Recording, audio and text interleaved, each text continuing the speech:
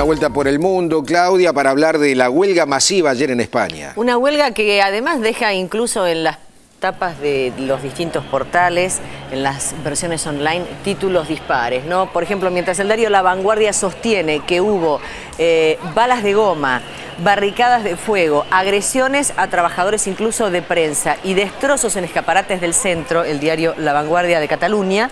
Bueno, hay otros diarios que le dan una menor cobertura a esto, o que le quitan el número de asistentes. El mérito, o quieren minimizar la demostración de ayer, ¿no? Como El País, por ejemplo, dice: los sindicatos amenazan a Rajoy con un conflicto social creciente. La huelga general triunfó en la industria y el transporte, pero apenas afectó al comercio. Es lo que dice El País. De cualquier modo, la primera huelga general contra la reforma laboral impulsada por el Partido Popular fue apoyada fuertemente por los trabajadores españoles. Al cabo de una jornada que paralizó fábricas, puertos y el transporte público, el gobierno reconoció que los enfrentamientos en distintas ciudades dejaron al menos 116 heridos, entre ellos 70 policías, y que un total de 800.000 personas salieron a las calles en todo el país. Raúl.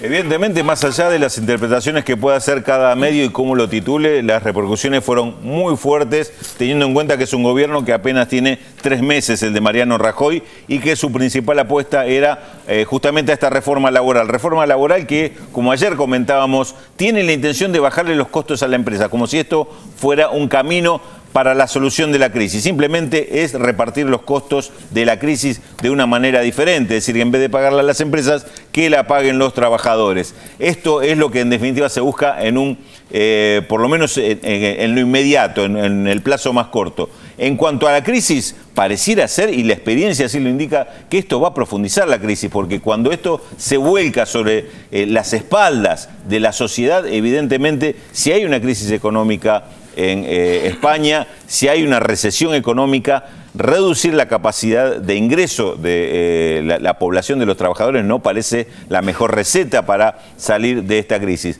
España está respondiendo a los dictados, a los mandatos, a las obligaciones que le están imponiendo los bancos europeos. La misma línea que se sigue para Grecia y que se sigue hoy en Italia. Las consecuencias parecerían ser las más graves en cuanto a las condiciones sociales y en cuanto a las perspectivas de esta crisis, porque esto evidentemente lo va a agravar. Se está priorizando el interés de los bancos y de los grupos financieros que siguen dominando la política en Europa. Esto es lo que hay que decir. Y en cuanto a las consecuencias sociales, ayer estamos viendo primer gran paro en España y un saldo de heridos que realmente, más de 100 heridos, es un dato alarmante, es un dato preocupante, porque está hablando de mucha presencia, masiva presencia de la gente en las calles y una postura del gobierno de fuerte represión. Evidentemente, estos son los datos en cuanto a las condiciones o la falta de condiciones para un diálogo. A 100 días de la gestión de Rajoy, Rulo, y escuchar al ministro de Economía es altamente preocupante cuando dice: no vamos a retroceder ni un ápice. Exactamente, porque está muy jugado, Pedro, el gobierno a esta posición